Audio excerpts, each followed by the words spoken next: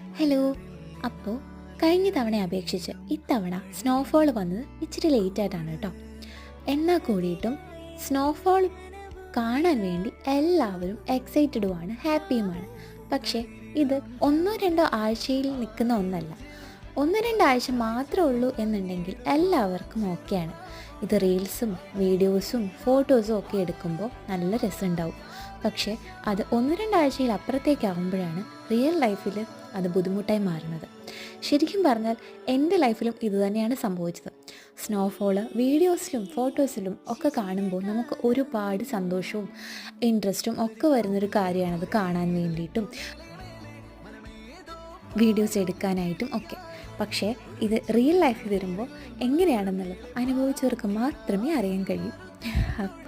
Thank you.